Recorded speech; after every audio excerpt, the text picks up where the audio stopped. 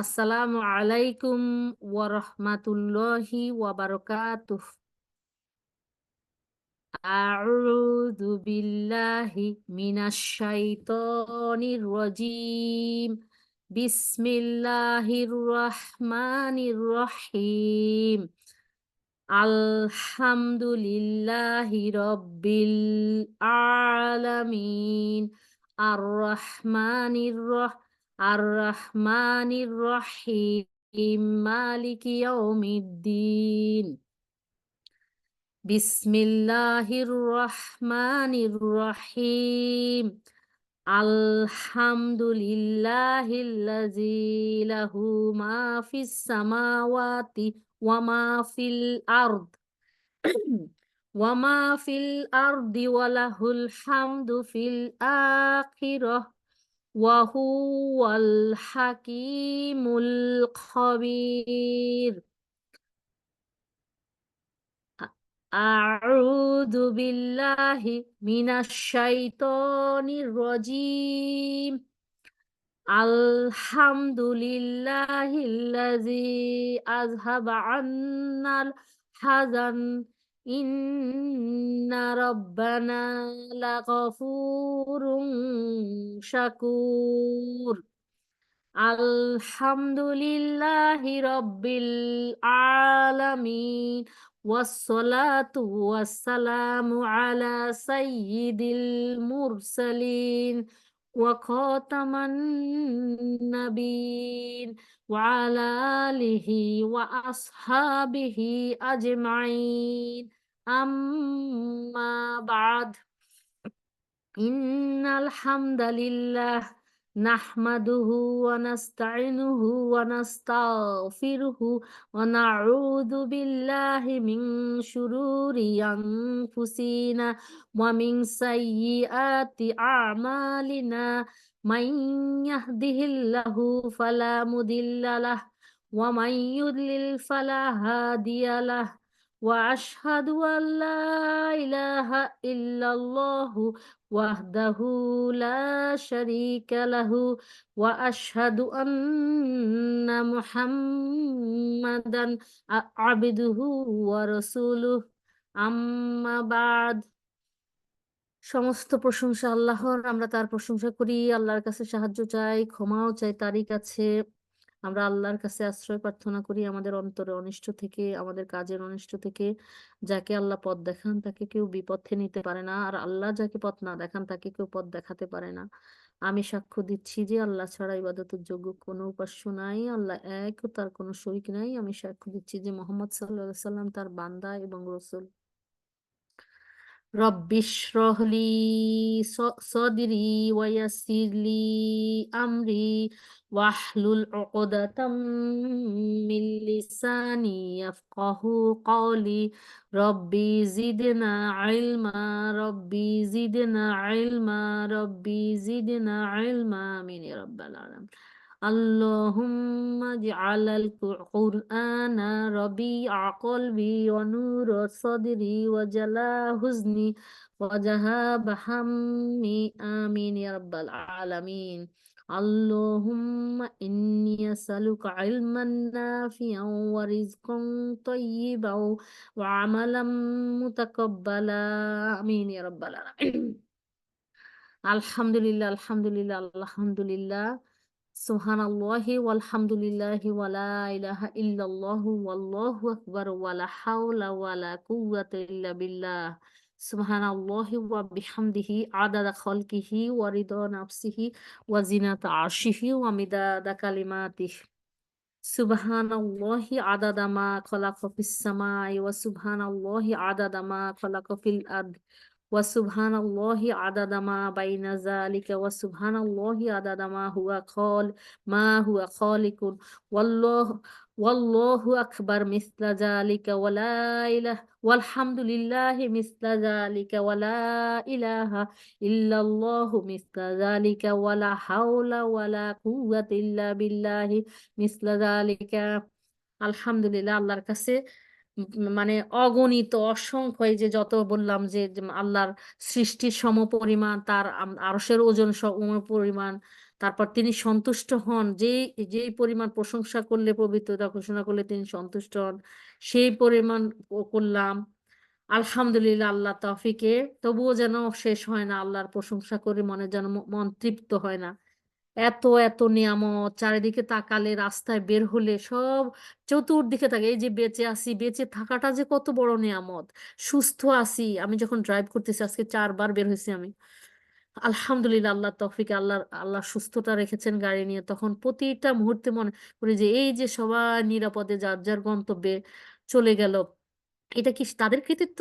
এটা আমার মহামহিম রব, তাদের মহামহিম রবের অসীম অনুগ্রহের কারণে সবাই সুস্থভাবে নিরাপদে যার যার কাঙ্ক্ষিত জায়গায় গন্তব্যে পৌঁছে যায়, আবার তাদের আবাসস্থলে পৌঁছে যায়। হ্যাঁ, রাস্তার মধ্যে চাইলে মুহূর্তেই জীবন চলে যেতে পারতো, মুহূর্তেই পরকালের দিকে নিক্ষিপ্ত হইতে পারতো।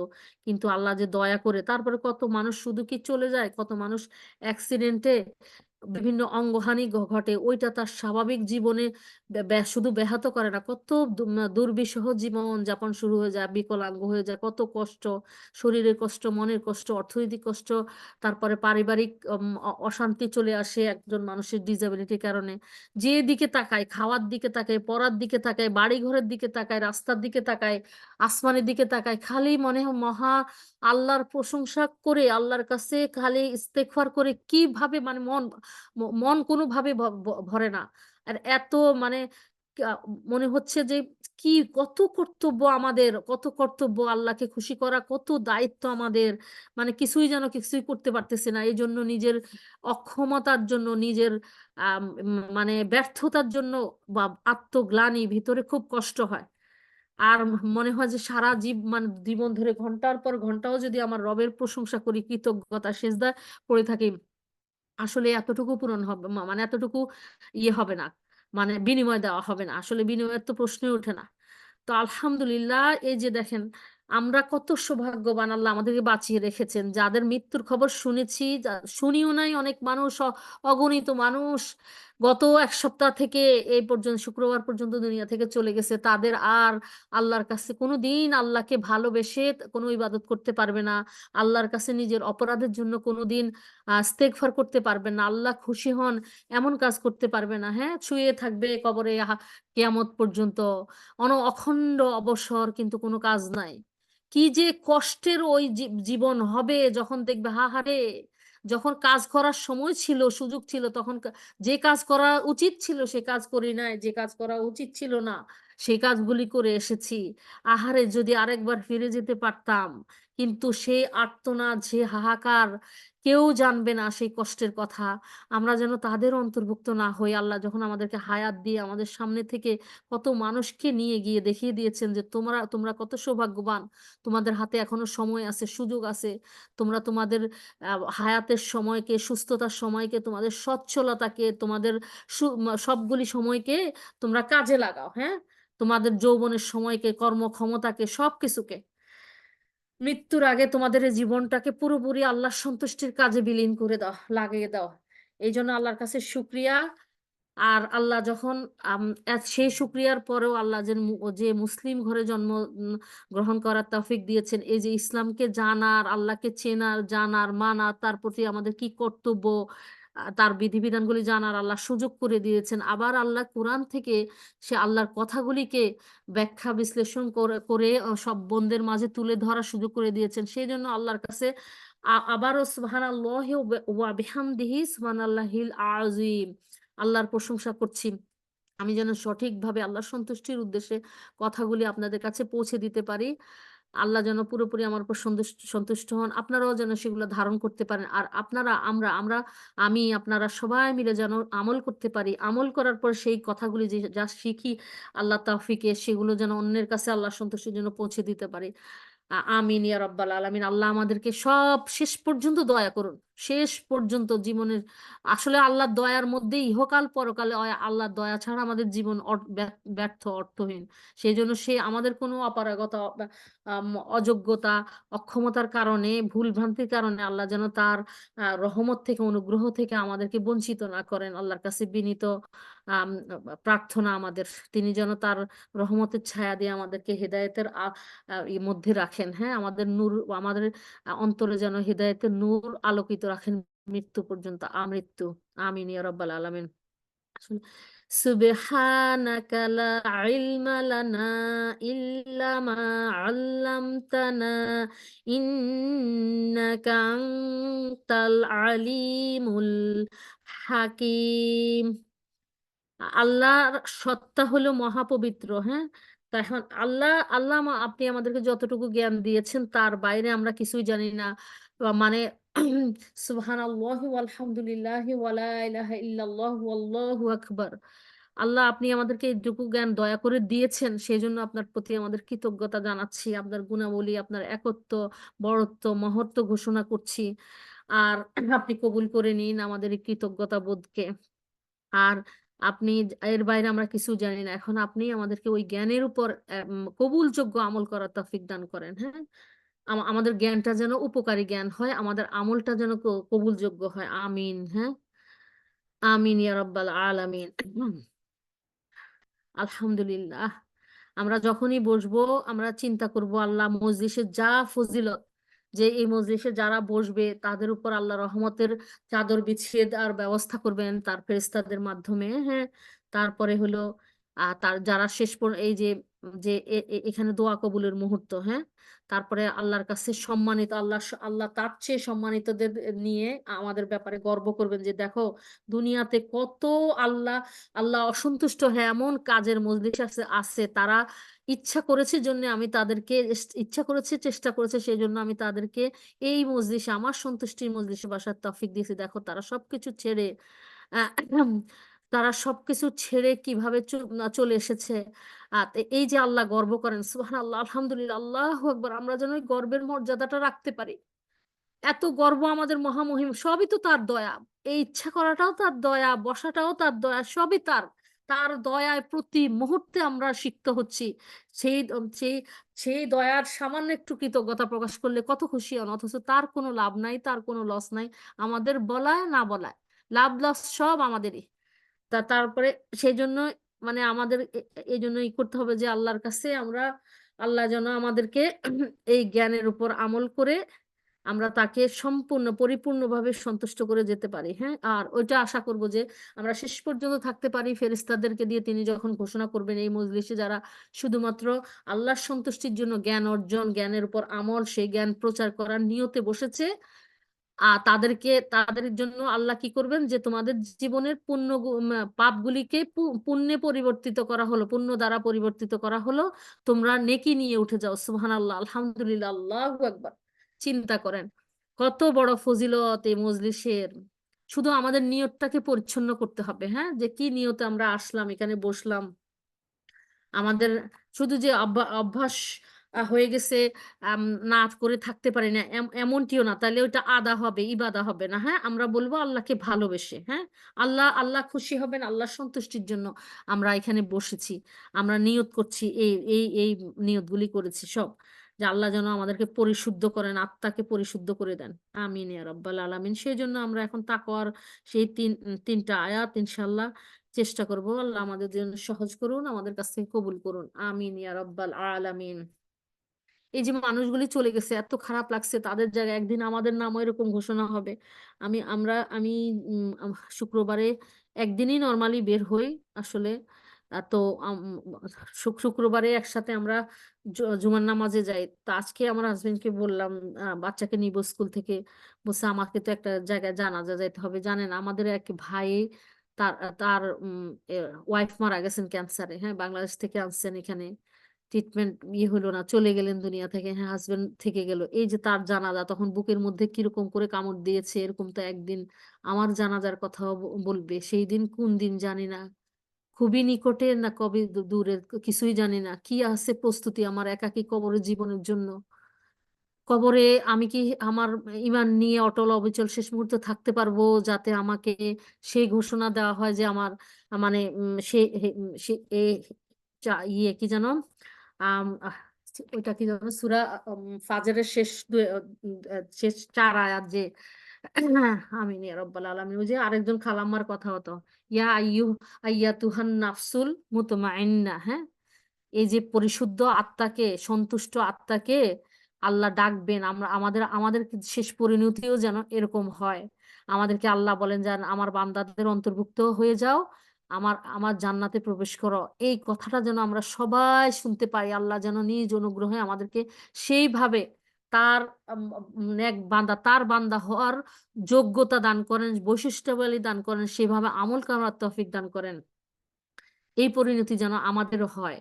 আর কবরে যেন আল্লাহ আমাদেরকে এমন ইমান দিয়ে ইয়ে রাখেন যে কবরে যে সওয়াল জবাব হবে, সে ভয়ঙ্কর ফেরেশতারা যেভাবে জিজ্ঞেস করবেন, আমরা যেন ইমানের উপর প্রতিষ্ঠিত থেকে সেই আল্লাহর মহানুগ্রহে সেই প্রশ্নের সঠিক জবাব দিতে পারি, যাতে আমাদের কবরকে আল্লাহ বেহেশতের সাথে সংযোগ করে দেন, আমাদের কবরকে প্রশস্ত করে দেন। আমিন ইয়া রাব্বাল আলামিন।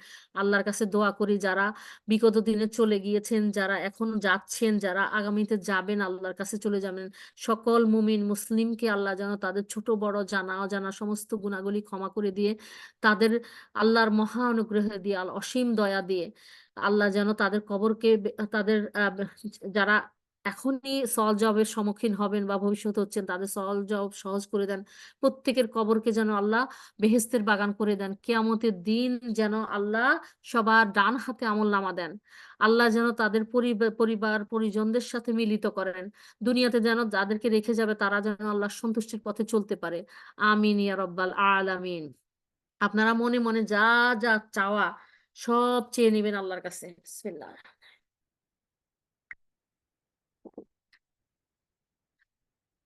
আল্লাহ আমরা যেন মুত্তাকি হতে পারি, আল্লাহ যেন আমাদেরকে মুত্তাকি হিসাবে তার কাছে ফিরিয়ে নেন।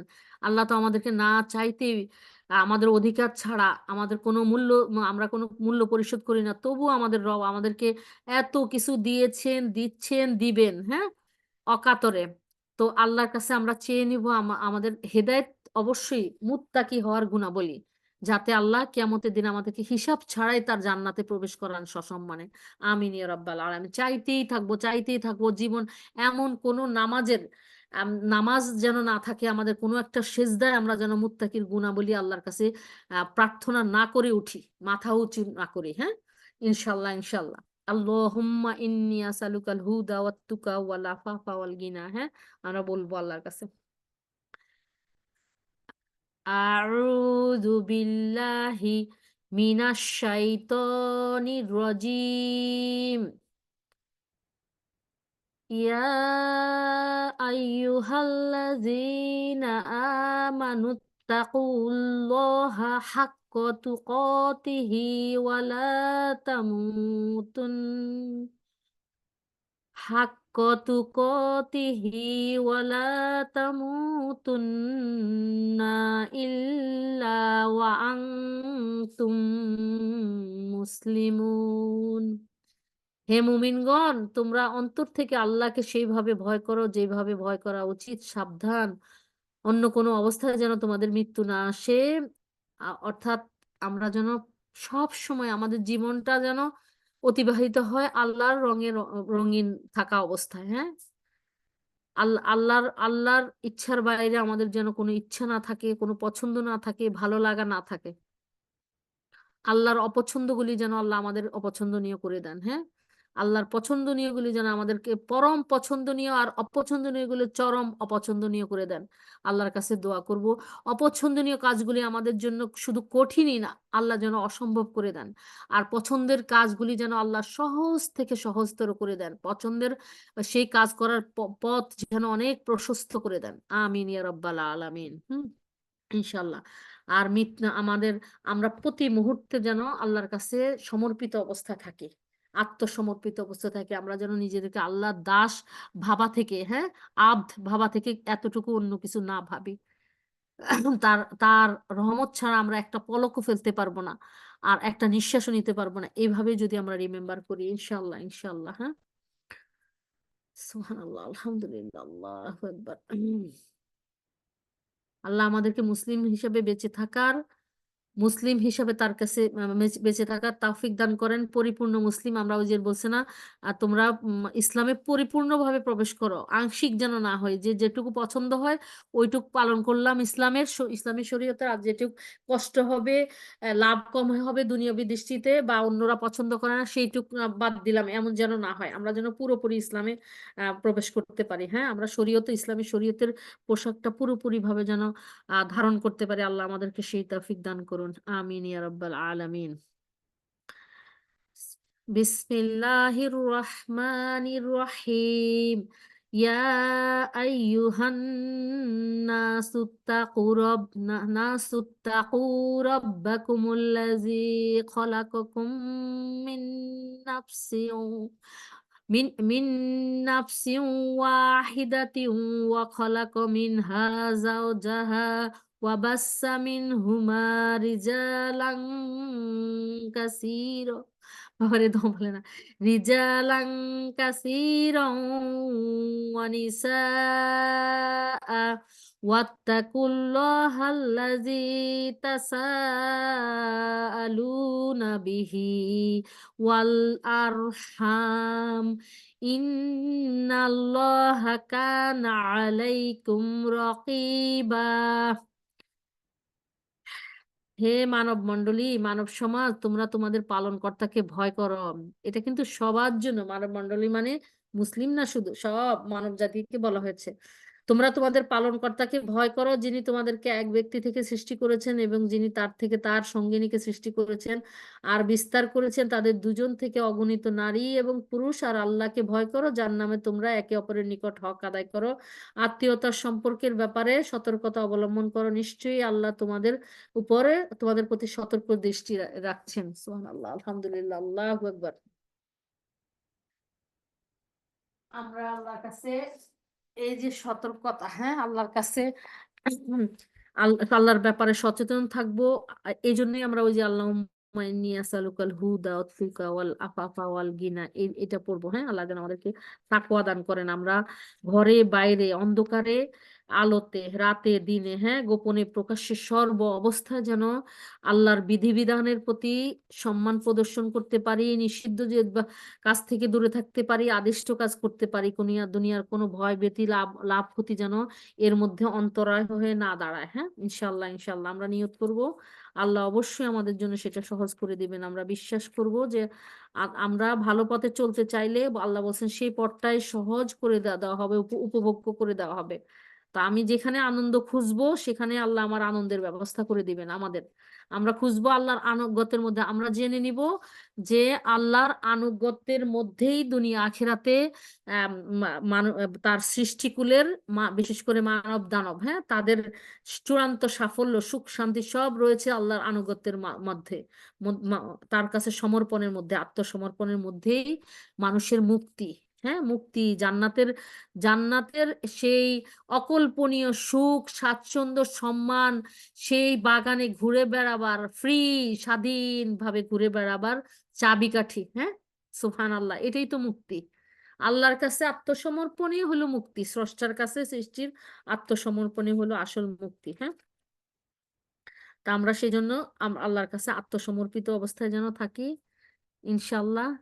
আজ কি জানি এটা কোন দোয়াটা বললাম। আচ্ছা, তা মুত্তাকি দোয়া, আল্লাহুম্মা আল্লাহুম্মা আতি নাফসি তাকওয়াহা ওয়া যাক্কিহা। হ্যাঁ, আল্লাহুম্মা আতি নাফসি তাকওয়াহা ওয়া যাক্কিহা আনতা খায়রু মান যাক্কাহা ওয়া আনতা ওয়ালিয়ুহা ওয়া মাওলাহা।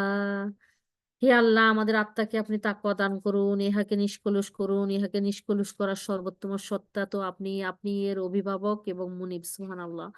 আল্লাহ, আর একটা কি জানাম, আল্লাহুম্মা ইন্নী আউযু বিকা মিন শাররি নাফসি ওয়া মিন শাররি লিসানি। হ্যাঁ, আল্লাহুম্মা ইন্নী আসআলুকাল হুদা, না, আরেকটা জিনিস হচ্ছে আল্লাহুম্মা ইন্নী আসসালুকা কলবান সালিমা ওয়ালিসানাং সদিক, হ্যাঁ, সত্যবাদী জবান আর নিষ্কলুষ অন্তর যেন আল্লাহ আমাদেরকে দান করেন। হ্যাঁ, আলহামদুলিল্লাহ, আমিন ইয়া রাব্বাল আলামিন। সবসময় এই দোয়াগুলি পড়ুন, যত দোয়া পারেন। আপনাদের এখানে এখন দোয়া কবুলের সময় চলতেছে, হ্যাঁ। আমরা তো হয়ে গেছে। আরবি না পারলে বাংলায় বলবেন, কোনো অসুবিধা নাই, হ্যাঁ। তারপরে আমরা আল্লাহর কাছে এমন তাকওয়া চাবো, আল্লাহ ভীতি চাবো, যে ভীতি এবং আমাদের মাঝখানে কি হবে, আল্লাহ আল্লাহ ভীতিটা চাবো, যেটা আল্লাহর অবাধ্যতার মাঝখানে প্রাচীর হয়ে দাঁড়াবে, হ্যাঁ। আল্লাহুম্মা কসিম লানা মিন খশিয়াতিকা মা তাহুলু বিহি বাইনানা ওয়া বাইনা মাআসিক। হ্যাঁ, এটা হলো আল্লাহ, হে আল্লাহ আমাদের জন্য বন্টন করুন এমন ভীতি, যা আমাদের এবং আপনার অবাধ্য হওয়ার মাঝে বাধা হয়ে দাঁড়াবে, প্রাচীর হয়ে দাঁড়াবে। সুবহানাল্লাহ, আলহামদুলিল্লাহ, আল্লাহু আকবার। তারপরে হলো আসলে আল্লাহর ইবাদত করার জন্য আল্লাহর কাছেই চাইতে হবে। লা হাওলা ওয়ালা কুওয়াতা ইল্লা বিল্লাহ। আল্লাহ, আপনার সাহায্য ছাড়া আমরা উম, ভালো কাজও করতে পারবো না, খারাপ কাজ থেকেও দূরে থাকতে পারবো না। আপনি আমাদেরকে যেভাবে আল্লাহুম্মা আইন্নি আলা জিক্রিকা ওয়া শুকরিকা ওয়া হুসনি ইবাদাতিক, হ্যাঁ। আমরা জি আল্লাহ জিকির, শকর এবং কবুলযোগ্য, মানে ভালো উত্তম ইবাদত করার তৌফিক আল্লাহর কাছে প্রতি নামাজের পরে কিন্তু সালাম ফিরিয়ে আমরা চাবো, হ্যাঁ, ইনশাল্লাহ। আমরা খুব ভয়ে ইয়ার মধ্যে থাকি যে আমার ইবাদত কবুল হবে কিনা, এগুলো হচ্ছে কিনা। ওই যে আমরা যখন প্রার্থনা করব তখন আল্লাহ সঠিক জিনিস আমাদের সামনে এনে দিবেন, তারপর আমরা বাতিলগুলি বাদ দিয়ে দিব, হ্যাঁ। এখানে একটা দোয়ার কথা, মুসলিম হিসেবে একটা দোয়ার কথা ভুলে গেছি, পরে দিয়ে বলবো এটা ইনশাল্লাহ। তাইলে আল্লাহ আমাদেরকে তার ব্যাপারে সর্ব অবস্থায় সতর্ক থেকে তার আদেশ পালন, নিষেধ বর্জন করা তৌফিক দান করুন, ইমানি শক্তি দান করুন, আমিন ইয়া রাব্বাল আলামিন। আচ্ছা, বিসমিল্লাহ। আউযু বিল্লাহি মিনাশ শাইতানির রাজিম। ইয়া আইয়ুহাল্লাযীনা আমানুত্তাকুল্লাহা ওয়া কুলু কওলান সাদীদা। হে মুমিনগণ, আল্লাহকে ভয় করো এবং সত্য সঠিক কথা বলো, হ্যাঁ। আমরা আল্লাহকে ভয় করার জন্য আল্লাহর কাছে ওই যে কলবাং সালিমা ওয়াল লিসানাং সদিক, এটা চাবো। ইনশাল্লাহ সত্য কথা বলার তো আমার সেই গুণাবলী দান করুন, যেন কোনো ভয় ভীতি ছাড়া, কোনো লোভ লালসা, কোনো কিছু আমাদেরকে সত্য থেকে পথচ্যুত না করতে পারে, সত্য পথভ্রষ্ট না করতে পারে, মিথ্যার জালে আবদ্ধ করতে না পারে, হ্যাঁ। আমিন ইয়া রাব্বাল আলামিন। يصلح لكم أعمالكم ويغفر لكم ذنوبكم ومن يطع الله ورسوله فقد فاز فوزا عظيما। এইভাবে যদি আমরা আমাদের রবের কথা শুনি, মান্য করে চলি, তাহলে তিনি আমাদের কার্যাবলী শুধরে দিবেন, আমাদের ত্রুটি বিচ্যুতিগুলি ক্ষমা করে দিবেন, হ্যাঁ। আমাদের কাজকর্ম কিন্তু আমরা পরিপূর্ণভাবে করতে পারি না। দেখেন একটা নামাজে কতবার শয়তান শয়তান হামলা দিয়ে আমাদেরকে ভুলায় নেয়, ওই কথা মনে করা, ওই কথা মনে করায়, কত রাকাত পড়লাম, কতবার বললাম, কোন সূরা কি, সব ভুলায় দেয়। তো আমরা তো আমাদের ত্রুটি বিচ্যুতি হয়ে যায় না প্রতি কাজে, আমরা পরিপূর্ণভাবে এই কথা বলতে পারি না যে আমরা 100% কারেক্টলি কাজ করেছি, কবুল হয়েছে কিনা। সেই জন্য ওই ত্রুটি বিচ্যুতিগুলি তিনি ক্ষমা করে দিবেন, পাপ রাশি ক্ষমা করে দিবেন। জ্ঞান অজ্ঞান অবস্থা, অনিচ্ছাকৃত ভাবে অপারগতার কারণে যে পাপ রাশি করেছি, সেগুলো আল্লাহ ক্ষমা করে দিবেন ইনশাআল্লাহ। আর তারপরে আল্লাহ, যে ব্যক্তি আল্লাহ তার রাসূলের আনুগত্য করে সে মহা সাফল্য অর্জন করলো। আমরা আল্লাহর রাসূলের আনুগত্য করার জন্য কিন্তু আল্লাহর কাছেই করব, যে আল্লাহ আমরা যেন যথাযথভাবে আপনার আনুগত্য করতে পারি। আনুগত্য মানে কি? তার আদেশ পালন করা, নিষেধ বর্জন করা। আরেকটা জিনিস হলো যে কিভাবে করব, সে ওয়েটা হলো রাসূল সাল্লাল্লাহু আলাইহি ওয়াসাল্লামের আনুগত্য, যে এইভাবে করো, আমি দেখিয়ে দিয়েছি। আল্লাহ জিবরাইল আলাইহিস সালামের মাধ্যমে দেখিয়ে দিয়েছেন তাকে, তিনি যেভাবে করেছেন সেভাবে আমি করব। আল্লাহর ইবাদত পালন, ইবাদত করতে গিয়ে তার আনুগত্য করব, হ্যাঁ। কারণ দুই আনুগত্যের মধ্যে পার্থক্য আছে, একজন রব হিসাবে, একজন একজন হলো সুসংবাদ রসুল হিসাবে, সুসংবাদ দাতা, সতর্ককারী হিসাবে, নেতা হিসাবে, হ্যাঁ, মানুষ মানুষ হিসাবে। তিনি আল্লাহর রসুল, বান্দা বই কিছু নন, হ্যাঁ। এটা হলো ওয়ামিন ওয়ামিন মিন তাইকা মা তুবাল্লিগুনা বিহি জান্নাতাক। এটা হলো আল্লাহ আমাদেরকে এমন আনুগত্য দান করেন, যে আনুগত্য আমাদেরকে আপনার জান্নাতে পৌঁছে দিবে। সুবহানাল্লাহ, আলহামদুলিল্লাহ, আল্লাহু আকবার। এই জন্যই তো বলছে যে দুনিয়াতে তোমরা আর আল্লাহর আনুগত্যের মাধ্যমে তাকে সম্মান করো, আখিরাতে আল্লাহ তোমাদেরকে জান্নাত দানের মাধ্যমে সম্মানিত করবেন। সুবহানাল্লাহ, আলহামদুলিল্লাহ, আল্লাহু আকবার। আমরা যেন ভুলে না যাই, হ্যাঁ, যে আমি এই দুনিয়াতে আল্লাহকে যতটা সম্মান করব তার চেয়ে বহুগুণ সম্মান কিয়ামতের দিন আল্লাহ আমাদেরকে ফিরিয়ে দিবেন। সুবহানাল্লাহ। দুনিয়াতে মানুষের কাছে একটু সম্মানের জন্য আমরা কত কিছু করি, কত কাঙ্গাল হয়ে থাকে, হ্যাঁ। দুনিয়ার সম্মান ঠুনকো, আল্লাহর কাছে সমস্ত সম্মান। এই যে সম্মান আজকে মানুষকে, যাকে ভালোবেসে মালা দিল, কালকে জুতার মালা পরাইলো, হ্যাঁ, মানুষের মানুষের সম্মান করা, এগুলো কত ক্ষণস্থায়ী, কতক্ষণ, আল্লাহ যতক্ষণ চাবেন ততক্ষণই, কিন্তু আল্লাহর করা সম্মান চিরস্থায়ী হবে, হ্যাঁ, ঠুনকো হবে না কখনো, হ্যাঁ। আল্লাহ আমাদেরকে সেভাবে সম্মানিত করার মতো যে কাজগুলিকে উসিলা হিসাবে ব্যবহার করবেন সেগুলো করার তৌফিক দান করুন। আমিন ইয়া রাব্বাল আলামিন। পরিশেষে ওই কথাটা বলবো, আহ,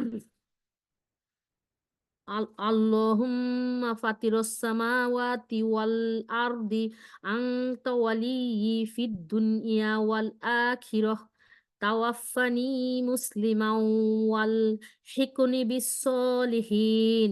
হে আল্লাহ, হে আসমান ও জমিনের সৃষ্টিকর্তা, দুনিয়া ও আখিরাতে আপনি আমার অভিভাবক, আমাকে মুসলিম হিসাবে মৃত্যু দিন আমাকে সৎকর্মশীলদের সাথে সম্পৃক্ত করে নিন, হ্যাঁ। আমিন ইয়া রাব্বাল আলামিন। রব্বানা আফরিগ আলাইনা সবরাও ওয়া তাওয়াফানা মুসলিমিন। আল্লাহকে বলবো, হে আল্লাহ, আমাদের ধৈর্যের দ্বার খুলে দিন, আমাদেরকে মুসলিম হিসাবে মৃত্যু দান করুন। আমিন ইয়া রাব্বাল আলামিন। এই হলো আমাদের চাওয়া আল্লাহর কাছে। আসলে সবই তো প্রার্থনা, দোয়াই তো ইবাদত। বিসমিল্লাহ।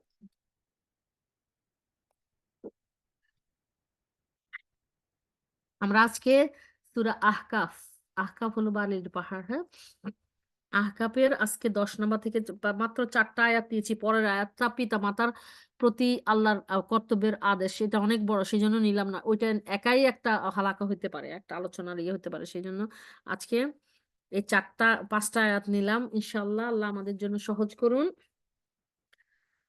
ইনশাআল্লাহ।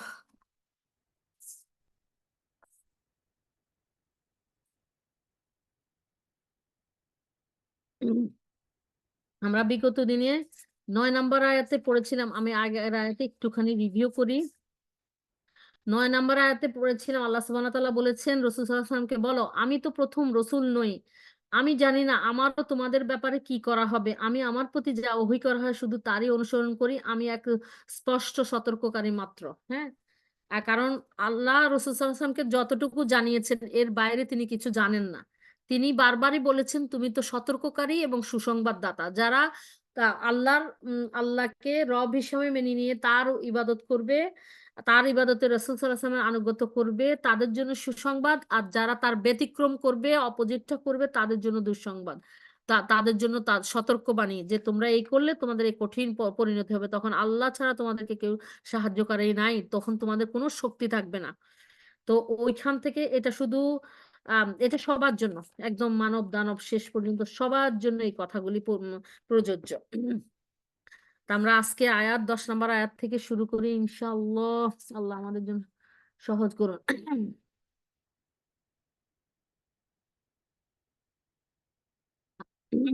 আউযু বিল্লাহি মিনাশ শাইতানির রাজিম।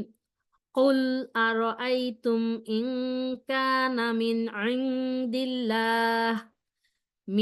ইনদিল্লাহি ওয়া কাফারতুম বিহি ওয়া শাহিদা শাহিদুম মিন বানি ইসরাঈল মিম বানি ইসরাঈলা আলা মিথলিহি ফাআমানা ওয়াস্তাকবারতুম ইন্নাল্লাহা লা ইয়াহদিল কওমাজ জালিমিন। আল্লাহ বলেছেন, বলো তোমরা ভেবে দেখেছো কি যে যদি এই কোরআন আল্লাহর নিকট হতে অবতীর্ণ হয়ে থাকে আর তোমরা এতে অবিশ্বাস করো, উপরন্তু বনি ইসরায়েলের একজন এর অনুরূপ সম্পর্কে সাক্ষ্য দিয়ে এতে বিশ্বাস স্থাপন করলো, অথচ তোমরা ঔদ্ধত্য প্রকাশ করলে, তাহলে তোমাদের পরিণাম কি হবে? আল্লাহ জালিমদেরকে কখনো সৎ পথে পরিচালিত করেন না। কি ভয়াবহ কথা! হ্যাঁ, যে তোমরা দেখো তোমাদের দলের মানুষরা কিভাবে আল্লাহর আনুগত্য করেছে, তারপরও তোমরা উদ্যত দেখাও। তাই বলছে এই আয়াত এবং সূরা আশ-শুআরার 196-97 আয়াতের অর্থ একই রকম। এর সারমর্মটা কি হলো? যেসব ইহুদি এবং নাসারার রাসূল সাল্লাল্লাহু আলাইহি সাল্লামের রিসালাত ও কুরআন অমান্য করে, তারা স্বয়ং তাদের কিতাব সম্পর্কে অজ্ঞ। কারণ রাসূল সাল্লাল্লাহু আলাইহি সাল্লামের নবুয়ত ও নিদর্শন প্রত্যক্ষ করে তার প্রতি বিশ্বাস স্থাপন করেছেন কে? ওই ইয়েরা, হ্যাঁ, ইয়ের তাওরাত এবং ইনজিলের আম, বিশ্বাসীরা, প্রকৃত আলেমরা যারা জ্ঞান রাখে, সে আলমগণের সাক্ষ্য কি এই মূর্খদের জন্য যথেষ্ট নয়? এ আয়াতে বলা হয়েছে, তোমরা আমার দাবিকে ভ্রান্ত, কুরআনকে আমার রচনা বলো। এর এক জবাব পূর্বেই আল্লাহ উল্লেখ করেছেন যে কেউ বাস্তবে নবী না হয়ে নিজেকে নবী বলে মিথ্যা দাবি করলে তার দুনিয়াতে নিপাত হওয়া জরুরি, তার ধ্বংস হওয়া আবশ্যক, যাতে জনসাধারণ এতে প্রতারিত না হয়। এই জবাবই যথেষ্ট। কিন্তু তোমরা যদি না মানো, তবে এই সম্ভাবনার প্রতিও লক্ষ্য করো যে আমার দাবি যদি সত্য হয় এবং কুরআন আল্লাহর কিতাব হয় আর তোমরা একে অমান্য করেই যাও, তবে তোমাদের পরিণতি কি হবে? বিশেষত যখন তোমাদের বনি ইসরায়েলদেরই কোনো মান্যবর সাক্ষী দেয় যে এটা আল্লাহর কিতাব, অতঃপর সে নিজেও মুসলিম হয়ে যায়। এই জ্ঞান লাভের পরও যদি তোমরা জেদ করো, অহংকারে অটল থাকো, তবে তোমরা গুরুতর শাস্তির যোগ্য হয়ে যাবে। হ্যাঁ, তা বলছে যে বনি বনি ইসরায়েলের কোনো বিশেষ আলেমের কথা অনেকেই বলেছেন এখানে, যে একজন আলেম হযরত সালাম রাদিয়াল্লাহু তাআলা, তখন তারা বলছে যে তিনি তো মদিনায় ইসলাম গ্রহণ করেন, এই আয়াত তো মক্কায় নাজিল হয়েছে। কিন্তু অনেক সময় বলছে যদি এটা হয় যে ভবিষ্যৎবাণী হিসাবে আল্লাহ আম, এই আয়াতকে তুলে ধরেছেন, তাহলেও এই আয়াতের মানে সত্যতা ইয়ে থাকে। হ্যাঁ, বলছে আল্লাহর বাণীর প্রতিপাদ্য বিষয় হচ্ছে কোরআন তোমাদের সামনে যে শিক্ষা পেশ করছে তা কোনো অভিনব জিনিস নয়। পৃথিবীতে প্রথমবারের মতো শুধুমাত্র তোমাদের সামনেই পেশ করা হয়নি যে তোমরা ওজোর পেশ করতে করে বলবে, এ ধরনের কথা তো ইতিপূর্বে মানব জাতির কাছে আসেনি।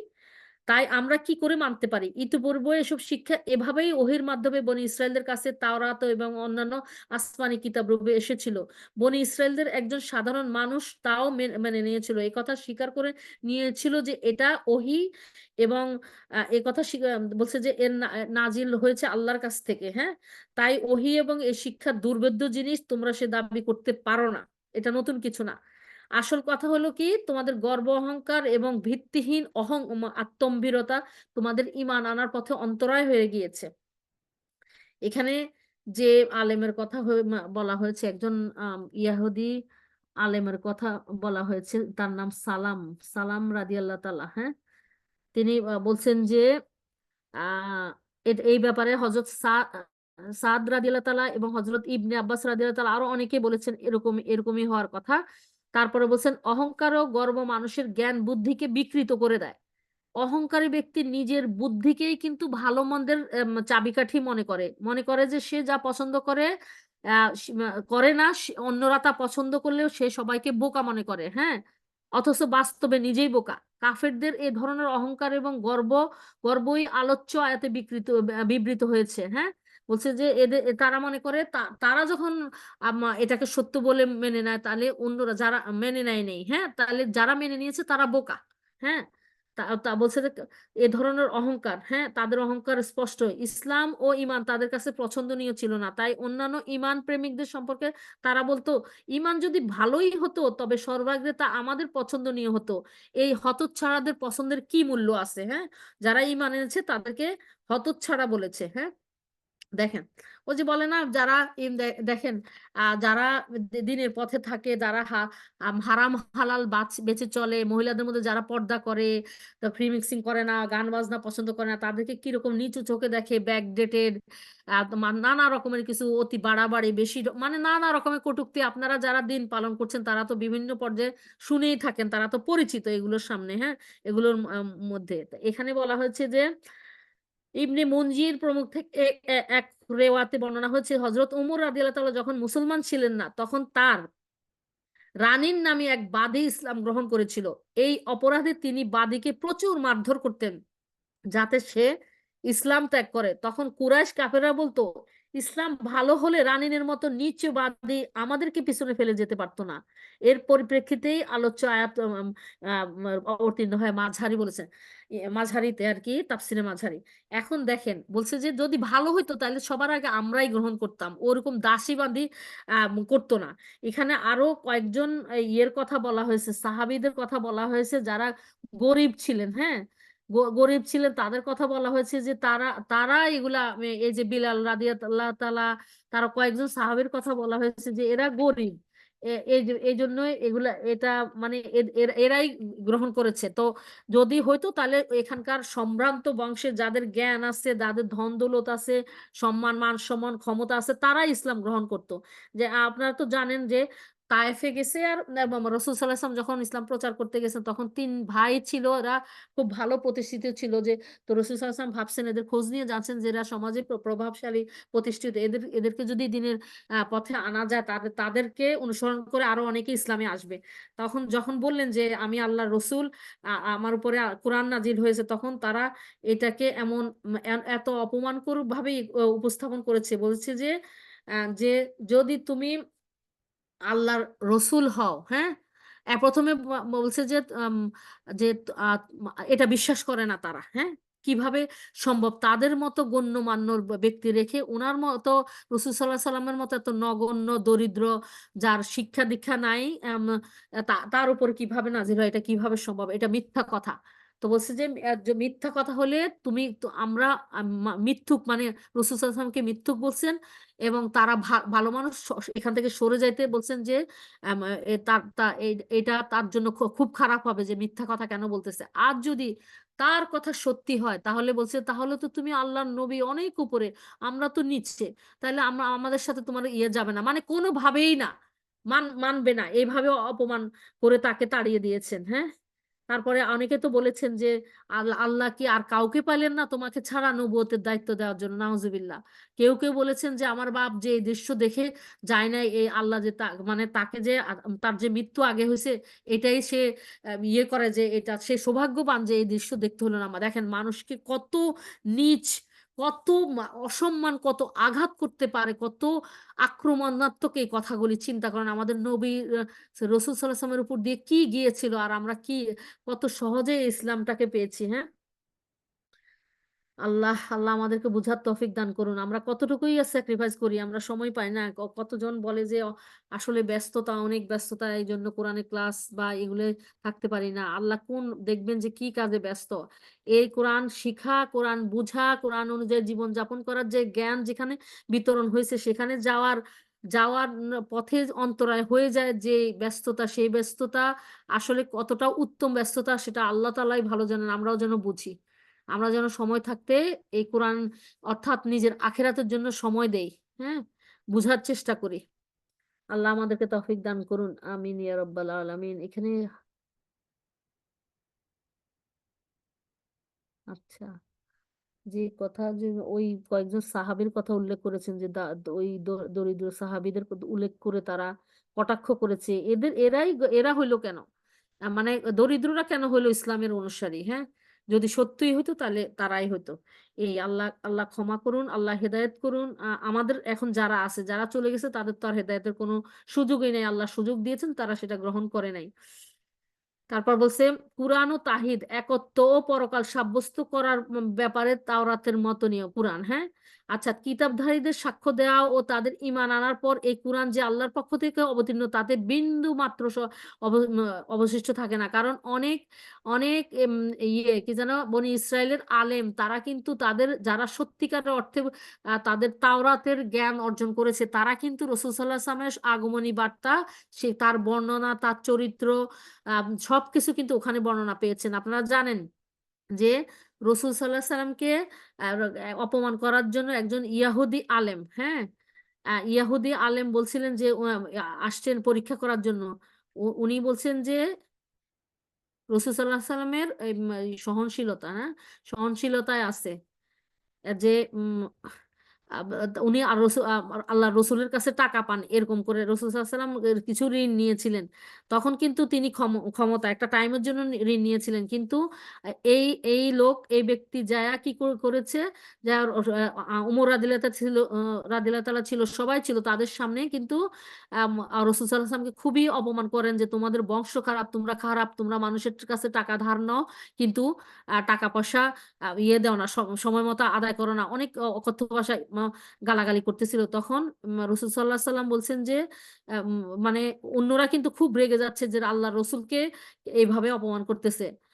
তো তখন ইয়ে ইয়ে বললেন যে আল্লাহ রসুল সাল্লাল্লাহু আলাইহি ওয়াসাল্লাম তাদেরকে বললেন, তোমরা রাগ হয়েও না, ও যা বলে ওর জিনিসগুলি দিয়ে দাও, হ্যাঁ, এগুলো দিয়ে দাও। তো ওরাও কিন্তু মেরে ফেলতে চাইছিল ওমর রাদিয়াল্লাহু তাআলা, বলছে যে তার আপনি অনুমতি দেন, এর ঘাড় আমি ইয়ে করে দেই, হ্যাঁ, এর ঘাড় মাথা থেকে আলাদা করে দেই। তখন রাসূল সাল্লাল্লাহু আলাইহি সাল্লাম বলছেন যে রাসূল সাল্লাল্লাহু আলাইহি সাল্লাম বলছেন যে তুমি যাও, এর পাওনা এত টাকা দিয়ে দাও, এটা দিয়ে দাও, আর সেই সাথে সাথে কি যেন ৬০ সা আরো খাবার কি অতিরিক্ত দেওয়ার জন্য। তখন ওই ব্যক্তি জানলেন যে ওই ওই ব্যক্তি বললেন যে আচ্ছা, আম, এ, তুমি তো আমাকে টাকা দিয়ে দিচ্ছ, আবার এটা কেন দিচ্ছ, এই এক্সট্রা এটা কি? তখন বললেন যে, তখন তিনি বললেন যে এই যে আমি তোমাকে অপমান করলাম, এটার ইয়ে হিসাবে, ক্ষতিপূরণ হিসাবে আমি যে তোমাকে মারতে চাইছিলাম, এই জন্য রাসূল সাল্লাল্লাহু আলাইহি ওয়াসাল্লাম বলছেন টাকার সাথে এটাও দিয়ে দিতে। তখন উনি বললেন, তুমি কি জানো আমি কে? আমি অমুক ইয়াহুদি আলেম, হ্যাঁ, আমি শুধু আমার তাওরাতে যে বর্ণনা দেওয়া আছে রাসূল সাল্লাল্লাহু আলাইহি ওয়াসাল্লামের গুণাবলী সবকিছু মিলেছে, কিন্তু তার চরম সহ্য মানে চূড়ান্ত অপমানের মুখে ব্যক্তিগত ভাবে আক্রমণ করা, ওই মুহূর্তে তিনি কিভাবে ধৈর্য ধরে পরিস্থিতি মোকাবেলা করবেন সেইটা পরীক্ষা করার জন্য, আমি শেষ যে উনি কি আল্লাহর নবী কিনা, সত্যি সত্যি এই গুণা সবগুলি মিলেছে, এই গুণাবলীটাও যেন ইয়ে থাকে, হ্যাঁ, এই গুণাবলীটা পরীক্ষা করে নেওয়ার জন্য উনি এই করেছেন। বলছেন যে আসলে আর মুহাম্মদ সাল্লাল্লাহু আলাইহি সাল্লাম এই এখন টাকা দেওয়ার কথা না, আরো সময় আছে, আমি ইচ্ছা করে তাকে অপমান করেছি, তার ধৈর্যের সবরের পরীক্ষা, এই পরীক্ষা, তিনি যে নবী তার এই গুণাবলী থাকবে এটা পরীক্ষা করে নেওয়ার জন্য। তখন তারপরে তিনি কি করেছেন, পরে বলছেন যে দেখেন, তারপরে উপরন্তু আমাকে চাইলে, তিনি এখন ক্ষমতায়, তিনি চাইলে আমার কাছে প্রতিশোধ নিতে পারতেন, আমাকে আটক করে ধরে সবকিছু মানে তাকে যেভাবে শাস্তি দেওয়া দিতে পারতেন, কিন্তু সেটা তো নিলেন না। সবার সামনে বলতে পারতেন যে আমি মিথ্যা কথা বলছি, আমি কি মিথ্যা কথা বলছি, সময় হয় নাই এখনো লোন শোধ করার, হ্যাঁ, তারপরে আগেই আমি চেয়েছি, তারপরে তিনি উল্টা আমাকে এই ক্ষতিপূরণ হিসেবে এটা দিলেন। তারপরে ওই লোক ইসলাম গ্রহণ করেছে। রাসূল সাল্লাল্লাহু আলাইহি ওয়াসাল্লাম বলছে যে আমি প্রমাণ করলাম, সব সব বৈশিষ্ট্য মিলে গেছে, উনি যে আল্লাহর রসুল। দেখেন, সুবহানাল্লাহ, আলহামদুলিল্লাহ, আল্লাহু আকবার, আল্লাহু আকবার। আমাদেরকে আল্লাহ এই সবর দান করুন, যেন সব সব সব পরিস্থিতিতে যেন আমরা আল্লাহর কাছে সবরের পুরস্কার পাওয়ার জন্য দিনের পথে অটল অবিচল থাকি, হ্যাঁ, সবরের সাথে পরিস্থিতি মোকাবেলা করি, আল্লাহর কাছে প্রতিদান হবে এটা বহুগুণ। বলছে দ্বিগুণ, কখনো কখনো হচ্ছে বহুগুণ, বেহিসাবি সব দিবেন আল্লাহ। জি, ইনশাআল্লাহ। তাহলে আমরা একটা আয়াতই মাত্র বললাম। জি, বিসমিল্লাহ। আউযু বিল্লাহি মিনাশ শাইতানির রাজিম। وقال الذين كفروا للذين آمنوا لو كان خيرا ما سبقونا إليه وإذ لم يهتدوا به فسيقولون هذا إفك قديم। এর অর্থ হলো মুমিনদের সম্পর্কে কাফেররা বলে, এটা ভালো হলে তারা এর দিকে আমাদের অগ্রগামী হতো না, তারা এর দ্বারা পরিচালিত নয় বলে এটা তো এক মহা পুরাতন সত্য। এটা হলো ওই যে ওই ঘটনাটা, যদি এই এই ইয়ে কোরআন সত্য হতো, ইসলাম সত্য হতো, এই কোরআন, তাহলে তো আমরাই হইতাম অগ্রগামী, আমরা সবার আগে এটা গ্রহণ করতাম।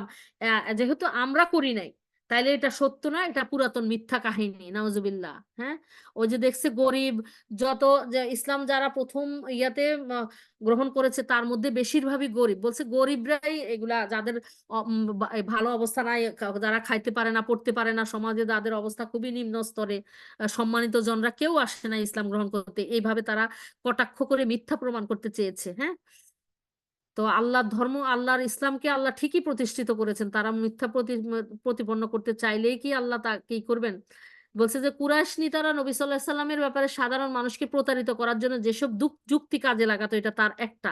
তারা বলতো এই কোরআন যদি সত্য হতো এবং মুহাম্মদ সাল্লাল্লাহু আলাইহি সাল্লাম যদি একটি সঠিক জিনিসের দাওয়াত দিতেন, তাহলে কওমের নেতারা, গোত্রসমূহের অধিপতিরা এবং গণ্যমান্য ব্যক্তিবর্গ অগ্রসর হয়ে তা গ্রহণ করত। এটা কি করে হতে পারে যে কতিপয় অনভিজ্ঞ বালক এবং কিছু সংখ্যক নিচু পর্যায়ের কৃতদাস, দেখেন এই যে কৃতদাস, যেমন বালক, বিলাল, আম্মার, সুয়াইব, খাব্বাব প্রমুখ সর্বাগ্রে ঈমান আনবে, অথচ কমের গণ্যমান্য ব্যক্তি যারা জ্ঞানী ও অভিজ্ঞ এবং আজ পর্যন্ত কম যাদের জ্ঞান বুদ্ধি ও ব্যবস্থাপনার উপর নির্ভর করে আসছে, তারা কেন তা প্রত্যাখ্যান করবে? হ্যাঁ, এই হলো তাদের যুক্তি। দেখেন অনেকে কিন্তু নিজেদেরকে পণ্ডিত মনে করে যুক্তির ঝড় বহায়া দেয়, অথচ দেখেন বোকা কারা? তারাই বোকা, তারাই অজ্ঞ, তারাই মূর্খ, জাহেল। আর যারা ইসলাম গ্রহণ করেছে তারা হয়তো দরিদ্র, তারা হয়তো সমাজে ক্ষমতা নাই, প্রতিপত্তি নাই, প্রতিষ্ঠা নাই, কিন্তু তারা আসল জিনিস পেয়েছে, ইমানের স্বাদ পেয়েছে, ইমানের নূর তাদেরকে তাদেরকে আলোকিত করেছে। তাদের পরকাল অনন্ত জীবন হবে উজ্জ্বল সফল। হ্যাঁ, নতুন এই ধর্মে মন্দ কিছু অবশ্যই আছে তারা বলে, তাই কমের গণ্যমান্য বিশিষ্ট ব্যক্তিবর্গ তা মানছে না, অতএব তোমরা তা থেকে দূরে সরে যাও। এই প্রতারণামূলক যুক্তি খাড়া করে তারা সাধারণ মানুষকে শান্ত রাখার চেষ্টা করত। তারা মূলত অহংকার বশেই উপরোক্ত ধরনের কটু তর্কের অবতারণা করত। অহংকার ও গর্ব মানুষের জ্ঞান বুদ্ধিকে কি করে? বিকৃত করে দেয়। অহংকারী ব্যক্তি নিজের বুদ্ধিকেই ভালো মন্দের, ওই যে যে কথাটা বললাম, সে যা পছন্দ করে না সেটা অন্যরা পছন্দ করলে তাদেরকে বোকা মনে করে। তারপরে সূরা আনামের 53 নম্বর আয়াতেও কাফেরদের এ ধরনের উক্তি উক্তি আছে। আনামের আমি 53 নম্বর আয়াতটা করি। সুবহানাল্লাহ, আলহামদুলিল্লাহ, আল্লাহু আকবার, এরকম করে তারা কটাক্ষ করেছে। সুবহানাল্লাহ, সুবহানাল্লাহিল আযীম, সুবহানাল্লাহি ওয়া আলহামদুলিল্লাহি ওয়ালা ইলাহা ইল্লাল্লাহু আল্লাহু আকবার। তারাকে বলছে যে আর এভাবে আমি কিছু লোককে কিছু লোক দ্বারা পরীক্ষা ফেলেছি, যাতে তারা বলে যে এদেরকেই কি আমাদের সবার মধ্য থেকে আল্লাহ স্বীয় অনুগ্রহ দান করেছেন? আল্লাহ কি কৃতজ্ঞদের সম্পর্কে সুপরিগত নন? বলছে যে এরকম এদেরকেই আল্লাহ আমাদের অনুগ্রহ দান করেছেন। তখন আল্লাহ বলতেছেন যে আল্লাহ কি কৃতজ্ঞদের সম্পর্কে সুপরিগত নন? বেশি জানেন না তাদের থেকে? হ্যাঁ, তো এই এই যে কারা কারা কৃতজ্ঞ, কারা যোগ্য? হ্যাঁ, খালি অর্থবিত্ত তো আল্লাহরই দান, সেটা যে আল্লাহর একটা পরীক্ষা, এটাই মানুষ ভুলে যায়। হ্যাঁ, যে এই অর্থ আল্লাহ চাইলে এখন দিলেন, আবার নিয়ে নিতে পারেন যে কোনো সময়। হ্যাঁ, জি। তারপরে হলো তারপর আরেক জায়গায় হয়েছে যে বলছে যে তারা সাহাবীরা, ওই সাহাবীরা নিঃস্ব ছিলেন, মক্কার মধ্যে সবচেয়ে দরিদ্র নিঃস্ব ব্যক্তিগুলো, কিন্তু ইসলাম গ্রহণে তারা অগ্রগামিতার সৌভাগ্য লাভ করে, তারাই ধন্য হলো। এ দেখে মক্কার কাফেররা বলতো যে এই দিনে যদি কোনো কল্যাণই থাকতো, তবে আমাদের মতো সম্মানী ও মর্যাদাশীল ব্যক্তিরাই সর্বপ্রথম তা গ্রহণ করতো, ওরা আমাদের আগে ইমান আনতে পারতোই না।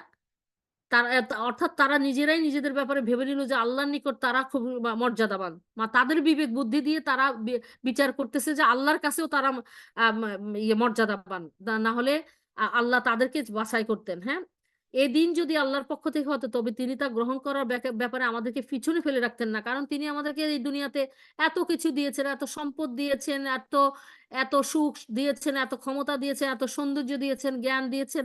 তাহলে আমাদেরকে সব দিকে এত এগিয়ে রাখছেন, দিনের দিকে কি ইমানের দিকে কি তিনি আমাদেরকে পিছনে রাখতেন? ওগুলো যে তাদের পরীক্ষা, এটাই তারা তাদের মাথায় আসেনি, কত নির্বোধ তারা। তাই বলছে যে এটা পুরাতন মিথ্যা কথা। তারপরে পূর্ববর্তীদের কিচ্ছা কাহিনী, অথচ দুনিয়াতে কারো ধনমালের মালিক হওয়া আল্লাহর নিকট গণ্য ব্যক্তি হওয়ার দলিল নয়। সূরা হুজুরাতে আল্লাহ কি বলছেন? আল্লাহর কাছে সবচেয়ে বেশি মর্যাদাশীল সেই ব্যক্তি যে আল্লাহর ভয়ে আল্লাহর হারাম থেকে, নিষিদ্ধ কাজ থেকে দূরে থাকে। হ্যাঁ, হুজুরাত, সূরা হুজুরাতের এই 13 নম্বর আয়াত। হায় রে,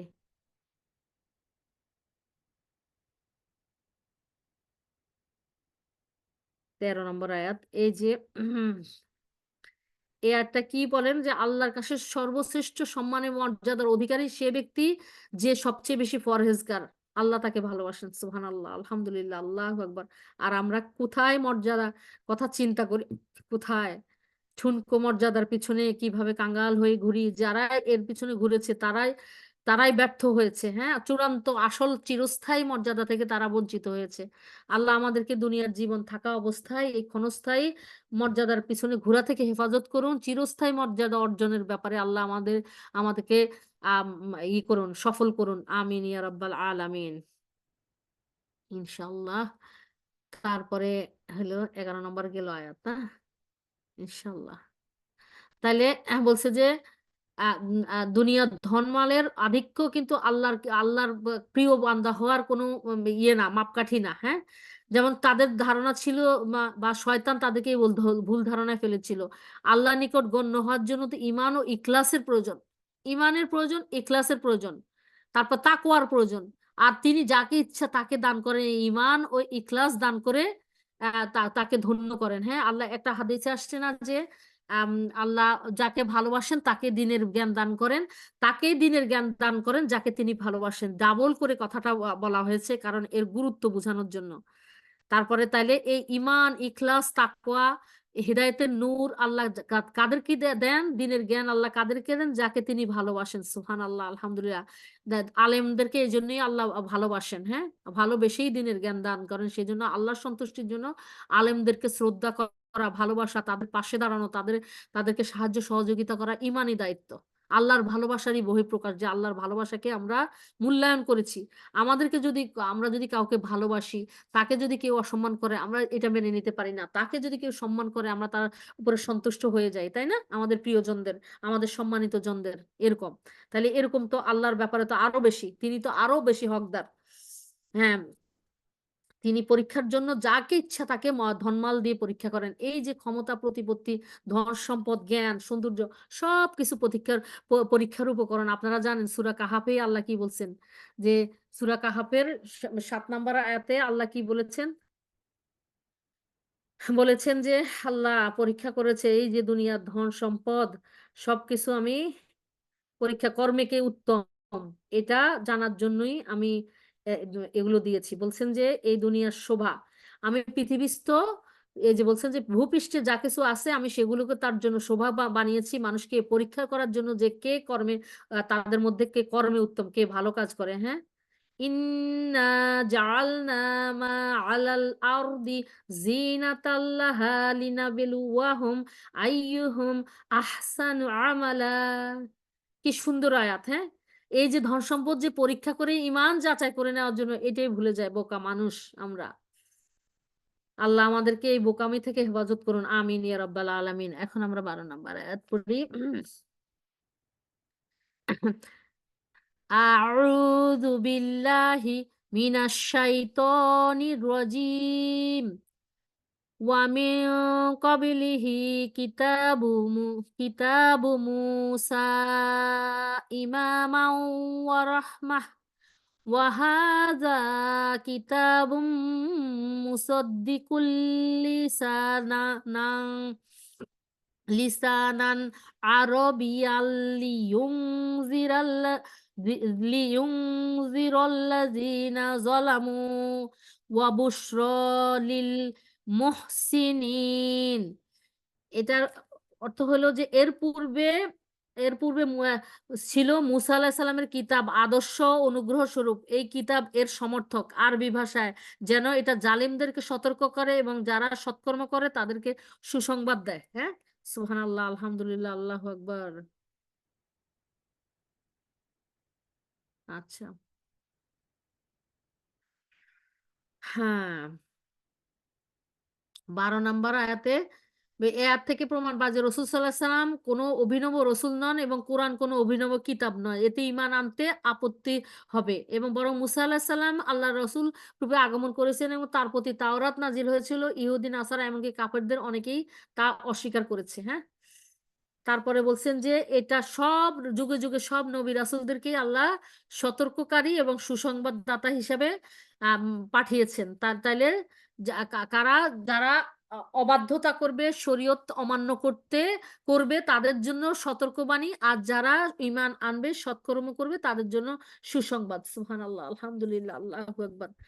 আল্লাহ যেন আমাদেরকে সৎকর্মশীল, আমরা স্বপ্ন দেখব, দুনিয়ায় বসে আখিরাতের স্বপ্ন দেখব, যে প্রত্যেকটা কাজের কি বেনিফিট পাবো সেটা চিত্রটা অঙ্কন করব, কোথায় রিফ্লেক্ট হবে এখনকার কাজ। আমরা শাস্তি পাবো নাকি পুরস্কার পাবো, আমার সম্মানিত হব নাকি লাঞ্ছিত হবে, এগুলো চিন্তা করতে হবে প্রত্যেকটা কাজের বিনিময়ে। হ্যাঁ, আমরা সবকিছু নিয়ে তো মানুষ স্বপ্ন দেখতে ভালোবাসে, কোনো একটা জিনিস নিয়ে যে আমার এটা হবে, ওইটা হবে, এই করব সেই করব, সন্তান, নিজেদের সবকিছু নিয়ে। কিন্তু মুমিন স্বপ্ন দেখবে জান্নাতের। দুনিয়ায় প্রত্যেকটা কাজ করবে সে, ওইখানে তার দৃষ্টিভঙ্গি, চাওয়া পাওয়া দুনিয়ার মধ্যে সীমাবদ্ধ থাকবে না, আখিরাত পর্যন্ত সেটা ইয়ে হবে, সে নিক্ষেপ ইয়ে হবে, প্রক্ষেপিত হবে। হ্যাঁ, ওখান পর্যন্ত চলে যাবে যে ওখানে আমাকে কি দিবে এই কাজের বিনিময়, এই হারাম থেকে দূরে থাকার বিনিময়, এই আদেশটা পালন করার বিনিময়ে আমি কি পাবো। তো ওইভাবে সে কি করবে, সুসংবাদটা গ্রহণ করবে, সুসংবাদ গ্রহণ করে সৎকর্মে এগিয়ে যাবে। সতর্কবাণী, সতর্কবাণীটা খেয়াল করে কি করবে, হারাম থেকে দূরে থাকবে যাতে জাহান্নাম থেকে বেঁচে থাকতে পারে। এই দুইটা জিনিস যদি মানুষ শক্তভাবে আঁকড়ে ধরতে পারে, করণীয় বর্জনীয়, হ্যাঁ, তাইলে তাইলেই কিন্তু সে আল্লাহ রহমতে, আল্লাহর আনুগত্যের মধ্যে থাকবে, সে হবে সফলদের মধ্যে অন্তর্ভুক্ত। তাহলে আল্লাহ আমাদেরকে তাদের অন্তর্ভুক্ত করুন যারা পরিপূর্ণ আনুগত্যের পরাকাষ্ঠা আম, প্রদর্শন করতে পারে জীবনের প্রতিটা ক্ষেত্রে, প্রতিটি মুহূর্তে। আমিন ইয়া রাব্বাল আলামিন। 13 নম্বর আয়াতে হয়েছে আউযু বিল্লাহি মিনাশ শাইতানির রাজিম। ইন্নাল্লাযীনা ক্বালু রাব্বুনাল্লাহু সুম্মা ইসতাকামু ফালা খাউফুন আলাইহিম ওয়া লাহুম ইয়াহজানুন। এর অর্থ, যারা বলে আমাদের প্রতিপালক তো আল্লাহ এবং এই বিশ্বাসে অবিচলিত থাকে, তাদের কোনো ভয় নেই এবং তারা দুঃখিত হবে না। সুবহানাল্লাহ, আলহামদুলিল্লাহ, আল্লাহু আকবার। আমি পরের আয়াতটা একসাথে পড়ি, তারপর ব্যাখ্যাটা একসাথে পড়ি। উলাইকা আসহাবুল জান্নাতি খালিদিনা ফিহা জাযাআম বিমা কানু ইয়ামালুন। তাহলে কি হলো, ওই লাইন থেকে আসি, যারা বলে আমাদের পালনকর্তা তো আল্লাহ এবং এই বিশ্বাসে দৃঢ় থাকে, তাদের কোনো ভয় নেই, তারা কোনো দুঃখিত হবে না, এরাই বেহেশতের অধিকারী যেখানে তারা স্থায়ী হবে, এটিই তাদের কর্মফল। সুবহানাল্লাহ, আলহামদুলিল্লাহ, আল্লাহু আকবার। আল্লাহ যেন আমাদেরকে এদের অন্তর্ভুক্ত করেন যারা তাদের প্রতিপালকের ইবাদত বা প্রতিপালকের আম, ইবাদতে নিজেদেরকে উৎসর্গ করবে, তাতে ইমানে আমলে অবিচলিত থাকবে। তারা যেন দুনিয়া আখিরাতে নির্ভয় থাকে, সমস্ত আজাব থেকে তাদেরকে আল্লাহ হেফাজত করেন। তারা ওই যে বলছে না, কিয়ামতের দিনে আল্লাহ তাদেরকে নিশ্চিন্ত নিরাপদ রাখবেন। হ্যাঁ, তারা ভীত হবে না, আর তারা দুশ্চিন্তাগ্রস্ত হবে না। হ্যাঁ, আল্লাহর আরশের ছায়ায় নিশ্চিন্তে থাকবে যখন মানুষ পেরেশানি পেরেশানি অবস্থায় থাকবে, ভয়ে আতঙ্কে ভয়াবহতায়। হ্যাঁ, তখন তারা এরকম থাকবে, নিশ্চিন্ত নিরাপদ আল্লাহ রাখবেন। এই এদের ব্যাপারে বলা হয়েছে, আমি বলবো ওদের কথা, 7 শ্রেণীর মানুষের কথা ইনশাআল্লাহ তাআলা। আচ্ছা,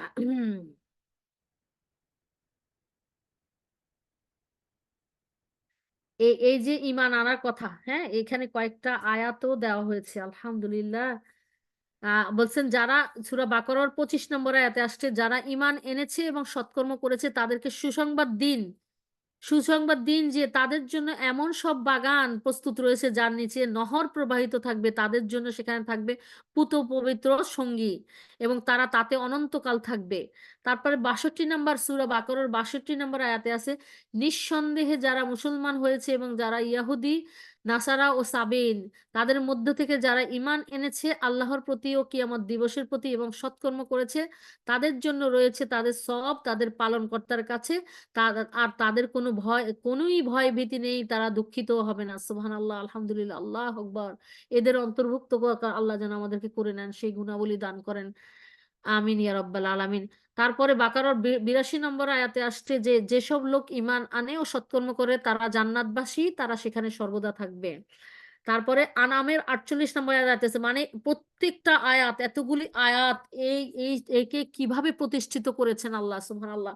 ঈমান আনার পরে সৎকর্মকে কিভাবে আল্লাহ তুলে ধরেছেন, এইগুলি হলো সুসংবাদ। হ্যাঁ, এই স্বপ্নই আমরা দেখব যে আমরা ওদের অন্তর্ভুক্ত হব, চিরকাল যারা সুখের সাথে জীবন যাপন করবে, মৃত্যুহীন অনন্তকাল। হ্যাঁ, নির্ভেজাল আনন্দ, নির্ভেজাল সুখ, নিরবিচ্ছিন্ন সুখ। হ্যাঁ, তারপরে আনামের 48 নম্বর আয়াতে আল্লাহ সুবহানাহু ওয়া তাআলা বলেছেন, আমি রাসূলগণকে তো শুধু সুসংবাদবাহী ও সতর্ক রূপে প্রেরণ করি। কেউ ঈমান আনলেও নিজেকে সংশোধন করলে তার কোনো ভয় নেই, আর সে দুঃখিত হবে না। তারপরে আরেকটা সূরা ইয়েতে বনি ইসরাইলে আছে, বস্তুত এই কুরআন সেই পথ দেখা যা সর্বাপেক্ষা সরল, আর যারা এর প্রতি ঈমান এনে সৎকর্ম করে তাদেরকে সুসংবাদ দেয় যে তাদের জন্য আছে মহা প্রতিদান। এটা 9 নম্বর আয়াতে আছে। তারপরে আরেক জায়গায় আল্লাহ সুবহানাহু ওয়া তাআলা বলেন সূরা কসসে 53 নম্বর আয়াতে, যখন তাদের কাছে পাঠ করা হয় কোরআনের কথা, তারা বলে আমরা এর উপর ঈমান আনলাম, নিশ্চয়ই এটা আমাদের প্রতিপালকের পক্ষ হতে সত্য, আমরা তো এর পূর্বেই মুসলমান ছিলাম। সুবহানাল্লাহ, আলহামদুলিল্লাহ, আল্লাহু আকবার। আরেকটা হলো বনি ইসরাইলের 107 এবং 108 নম্বর আয়াতে আছে যে নিশ্চয়ই যাদেরকে এর পূর্বে জ্ঞান দেয়া হয়েছে তাদের নিকট যখন এটা পাঠ করা হয় তখনই তারা সিজদায় লুটিয়ে পড়ে, বলে আমাদের প্রতিপালক পবিত্র মহান, আমাদের প্রতিপালকের প্রতিশ্রুতি কার্যকর হয়েই থাকে। সুবহানাল্লাহ, আলহামদুলিল্লাহ, আল্লাহু আকবার। হ্যাঁ, বলছেন যে আলহামদুলিল্লাহ।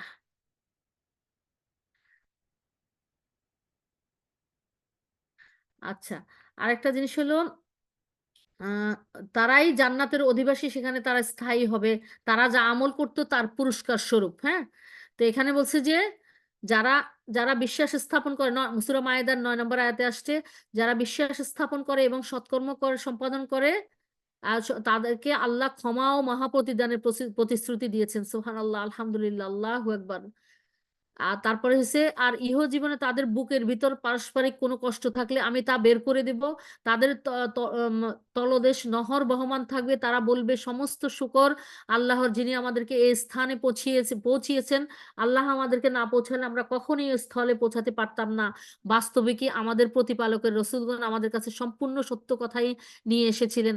আর তাদেরকে ডেকে বলা হবে, হে মানুষ, এই হলো জান্নাত, তোমরা যে আমল করতে তারই ভিত্তিতে তোমাদেরকে এর উত্তরাধিকারী বানিয়ে দেওয়া হয়েছে। সুবহানাল্লাহি আলহামদুলিল্লাহি ওয়ালা ইলাহা ইল্লাল্লাহু আল্লাহু আকবার ওয়ালা হাওলা ওয়ালা কুওয়াতা ইল্লা বিল্লাহ। এটা সূরা আরাফের 43 নম্বর আয়াত আল্লাহ এভাবে বলেছেন যে তোমরা যে আমল করতে, আল্লাহর আদেশ পালন করতে, তার বিনিময় হিসাবে এই জান্নাতের উত্তরাধিকারী তোমাদেরকে করে দেওয়া হয়েছে। তারপরে সূরা আন-নাহলের 32 নম্বর আয়াতে আল্লাহ বলেছেন, তারা ওই সকল লোক ফেরেশতাগণ যাদের রূহ কবজ করে তাদের পাক পবিত্র থাকা অবস্থায় তারা তাদেরকে বলে তোমাদের প্রতি শান্তি বর্ষিত হোক, তোমরা যে আমল করতে তার ফলে জান্নাতে প্রবেশ করো। সুবহানাল্লাহি আলহামদুলিল্লাহি ওয়া লা ইলাহা ইল্লাল্লাহু আল্লাহু আকবার। সুবহানাল্লাহি ওয়া বিহামদিহি আদাদা খালকিহি ওয়া রিদা নাফসিহি ওয়া জিনাতা আরশিহি ওয়া মিদাদা কালিমাতিহি। যে সদা আর না হলে 97 নম্বর আয়াতে আল্লাহ বলেছেন, যে সৎকর্ম সম্পাদন করে এবং সে ইমানদার পুরুষ হোক কিংবা নারী, আমি তাকে পবিত্র জীবন দান করব এবং প্রতিদানে তাদেরকে তাদের উত্তম কাজের কারণে প্রাপ্য পুরস্কার দিব যা তারা করতো, যেটার বিনিময়ে। দেখেন, এই যে নারী পুরুষের কোনো বৈষম্য থাকবে না, বৈষম্য করবেন না আল্লাহ, তারা যা চাইবে তাই পাবে সেখানে। হ্যাঁ, এমন না যে ওই যে বলছে পুরুষেরা 70টা হুর পাবে, আমরা কি পাবো। তোমরা কি কি চাও সেখানে গিয়ে? আমরা তো জান্নাতে যাওয়ার আগে কথা হলো, আগে তুমি জান্নাতে যাওয়ার উপযুক্ত হও, সেই সৎকর্ম করো, তারপর ওখানে পৌঁছানোর পরে তোমাকে তো দেওয়া হবে ব্ল্যাঙ্ক চেক, তুমি তোমার অঙ্ক বসিয়ে নিবে কি চাও তুমি। আর যাদেরকে বলা হয়েছে তাদেরকে তো পরিমাণ নির্দিষ্ট করে দেওয়া হয়েছে, যাদেরকে যা চাইবে তাই, মানে তোমার মন যা চাবে। তুমি এখন কিসে খুশি হবা দুনিয়াতে বসে, তো জান্নাতে কি আশা করবা, কি করতে সেটা তো বলা যায় না। আগে মানুষ অ্যাডভান্স জান্নাতে যাওয়ার নিশ্চিত ধরে নেয়। তাদের কর্ম তারা এতই সফল, মানে মনে হচ্ছে যেন আল্লাহর কাছে গৃহীত হয়েছে এমন গ্যারান্টি পেয়ে গেছে। কিভাবে মানুষ এই আশা করে, ভয়ে আতঙ্কে থাকা উচিত যে হায় হায় আমার পাপের তো কোনো সীমা নেই, পুণ্য যেটুকু করেছি তাও আবার কতটুকু কবুল হয়েছে তাও তো জানি না আল্লাহর কাছে। হ্যাঁ, সেই ভয় থাকা উচিত আতঙ্কে, আল্লাহ আমার আমার ভুল ত্রুটি মার্জনা করেন, আমাকে ক্ষমা করেন, আমার সৎকর্মগুলি কবুল করে বহুগুণে বর্ধিত করেন। হ্যাঁ, এইভাবে বলবে। আর কি বলে যে ওরা অমুকেরা এটা পাও, আমরা কি পাবো, তুমি পাওয়ার উপযুক্ত, তোমার কোথায় জায়গা হয় তুমি সেটা আগে দেখো। তারপর তোমার চাওয়া পাওয়া পেশ করো। মানে কি বলবো, এত জাহেল মানুষ, কিভাবে মানুষ ওই কথা জিজ্ঞেস করতে পারে? তবে তারপরে আল্লাহ সূরা কাহাফে ৮৮ নম্বর আয়াতে হচ্ছে, তবে যে ঈমান আনবে সৎ কাজ করবে সে উত্তম প্রতিদানের উপযুক্ত হবে। আমিও আদেশ দান কালে তাকে সহজ কথা বলবো। সুবহানাল্লাহ, আলহামদুলিল্লাহ, আল্লাহু আকবার। সূরা মারিয়ামে ৭৬ নম্বর আয়াতে আসছে, আর যারা সরল পথ অবলম্বন করেছে আল্লাহ তাদেরকে হিদায়াতের ক্ষেত্রে অধিকতর উৎকর্ষ দান করেন, এবং যে সৎকর্ম স্থায়ী তোমার প্রতিপালকের কাছে তা প্রতিদানে উৎকৃষ্ট এবং পরিণামে শ্রেষ্ঠতর। সুবহানাল্লাহ, কতগুলি আয়াত। তারপর সূরা ফুরকানের ৭৫ নম্বর আয়াতে আসছে, এরাই তারা যাদেরকে তাদের সবরের প্রতিদানে জান্নাতের সুউচ্চ প্রাসাদ প্রাসাদ দেওয়া হবে এবং সেখানে শুভেচ্ছা ও সালামের সাথে তাদের অভ্যর্থনা করা হবে। ঈমান আনা, ঈমান নিয়ে টিকে থাকা এবং সৎকর্ম করা চারটিখানি কথা না।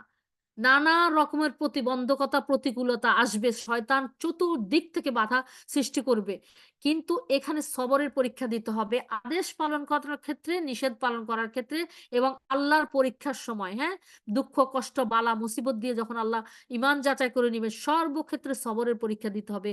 আল্লাহ যাচাই করে নিবেন, বলছে তোমরা এই কথা বললেই হবে আমরা ইমান এনেছি বললেই তোমরা জান্নাতে চলে যাবে, আমি তোমাদেরকে পরীক্ষা করব না কে জান্নাতে যাবে, কে ইমান সত্যিকারের অর্থে ইমান এনেছে? তাইলে চিন্তা করেন। তারপরে আল্লাহ বলবেন যে এই রকম সাফল্যের জন্যই আমলকারীদের আমল করা উচিত। কোন আমল? জান্নাত লাভের পরে তারা জিজ্ঞেস করবে আমাদের কি আর মৃত্যু হবে না, আমাদেরকে কি এই সুখে শান্তিতে এরকম করেই রাখবে? তখন বলছে যে আর কখনো মৃত্যু হবে না, এইভাবে সুখে থাকবে চিরকাল। হ্যাঁ, তখন এই বলছে যে এইরকম সাফল্যের জন্যই আমলকারীদের আমল করা উচিত। এটা হলো সূরা সফফাতের ৬১ নম্বর আয়াত। তারপরে হলো আল্লাহ আবার সূরা দাহরের ১২ নম্বর আয়াতে বলেছেন যে এবং তাদের সবরের বিনিময়ে তাদেরকে দিবেন জান্নাত এবং রেশমি পোশাক। সুবহানাল্লাহ, আলহামদুলিল্লাহ, আল্লাহু আকবার। আল্লাহ, আমরা জান্নাত এবং রেশমি পোশাক। এখন আমরা যারা পর্দা মেনটেন করেন তারা রেশমি পোশাক পরেন না, পাতলা দেখা যাবে। তারপরে ইয়েতে অলংকার পরে মানুষকে দেখান না, কারণ আল্লাহ নিষেধ করেছেন যে সৌন্দর্য বর্ধন করতে। এইটা একটি পরীক্ষা। তো এই পরীক্ষা যারা উত্তীর্ণ হবে তাদের জন্য পরকালে আছে। এই জন্যই বলা হয়েছে যে তোমাদের জন্য ইহকালের চেয়ে পরকাল শ্রেয়। আর আমরা যেন ইহকালকে পরকালের উপর প্রায়োরিটি না দেই। আর আরেক শ্রেণীর মানুষের কথা বলা হয়েছে আল্লাহর আরশের নিচে, আম, সে- আরশের নিচে ইয়ে থাকবে যে নিশ্চিন্তে নিরাপদ থাকবে। হ্যাঁ, মানুষ তাদের মধ্যে কি ন্যায়পরায়ণ শাসক। হ্যাঁ, ন্যায়পরায়ণ শাসক। তারপর হলো 7টি, আমি এটা 7 ব্যক্তিকে। হ্যাঁ, এক এক হলো ন্যায়পরায়ণ শাসক। দ্বিতীয় হলো ওই যুবক বা যুবতী যে আল্লাহ তাআলার ইবাদতে মশগুল থেকে বড় হয়েছে।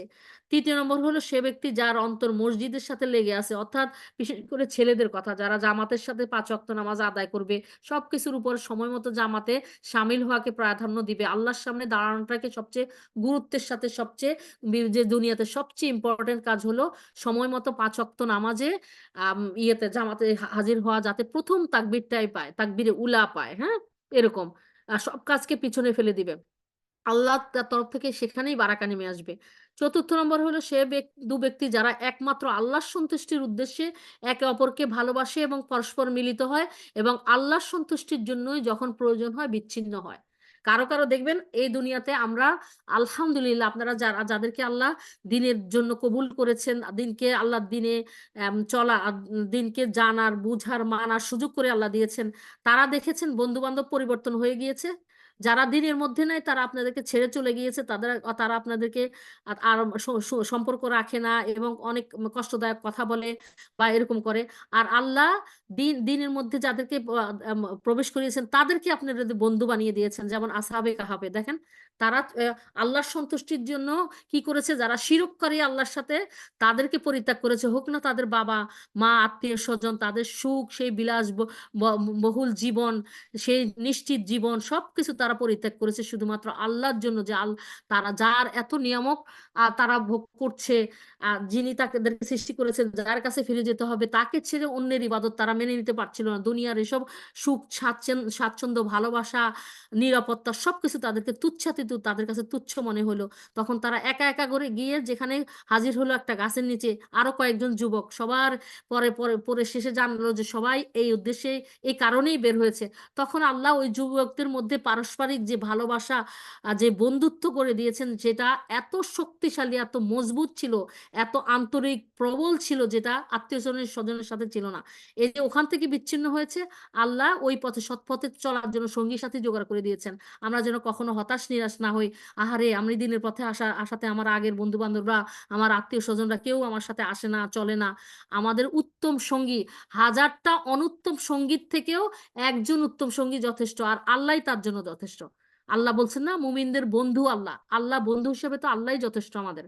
তারপরে হলো 5 নম্বরে হলো, যে ব্যক্তিকে কোনো অভিজাত সুন্দরী রমণী, এরকম করে উল্টাটাও কোনো ইয়ে রমণীকে, এরকম কোনো ধনবান ক্ষমতাশীল কোনো ব্যক্তি যদি ব্যভিচারের জন্য জানায়, আহ্বান জানায়, সে বলে যে আমি আল্লাহকে ভয় করি।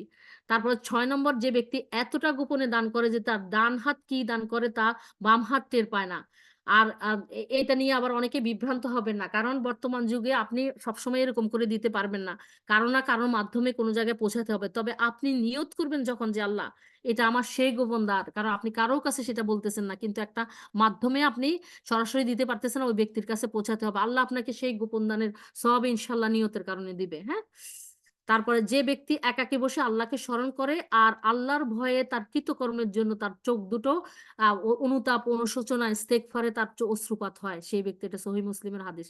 তাহলে আমরা বুঝলাম যে কাদেরকে আল্লাহ সফল করবেন ঈমান আনার পরে, যারা আল্লাহর আরশের ছায়া নিশ্চিন্তে নিরাপদে, এই ব্যক্তিগুলিকে রাখবেন। যখন মানুষ পেরেশান হয়ে থাকবে, জাহান্নামকে নিকটবর্তী করা হবে, দাউ দাউ করে আগুন জ্বলবে, মানুষ ভুলে যাবে, কেউ কারো পরিচয় দিবে না, পিতা পুত্রকে দেখে পালাবে, কেউ সন্তান কেউ কাউকে পরিচয় দিবে না, স্বামী স্ত্রীকে, হ্যাঁ সূরা আবাসা যেরকম আছে, কেউ কাউকে এরকম পরিচয় দিবে না। তাইলে দেখেন এইভাবে হবে, সেই বাস্তবতায় সবাই পেরেশান থাকবে, সেই বাস্তবতায় আল্লাহ নিশ্চিন্ত নিরাপদ থাকবে, রাখবে যে ব্যক্তিদেরকে। আমরা হয়তো ন্যায়পরায়ণ শাসক হইতে পারবো না, হ্যাঁ, তারপরে আমরা আজ 5 ওয়াক্ত নামাজ মসজিদে পড়তে পারবো না, কিন্তু আমরা যারা মসজিদে আমাদের ঘরের পুরুষদেরকে, তাদেরকে ইয়ে করব, হ্যাঁ, যে সহযোগিতা করব, ছেলেদেরকে, ভাইদেরকে, বাবা সন্তান যারা আমাদের মাহরাম বা ইয়ের আছে, তাদেরকে উৎসাহিত করব 5 ওয়াক্ত নামাজ এদিকে পড়ার জন্য। আর ন্যায়পরায়ণ শাসক আমরা নির্বাচন করব, ন্যায়পরায়ণ শাসককে আমরা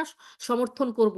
ঠিক আছে, এই যে চিন্তা। তারপরে আরেকটা জিনিস হয়েছে, মানুষকে যখন ভালোবাসবো আল্লাহর সন্তুষ্টির জন্যই ভালোবাসবো, মানুষের কাছ থেকে বিচ্ছিন্ন হবো আল্লাহর সন্তুষ্টির জন্য হবে, এটা আমরা করতে পারি।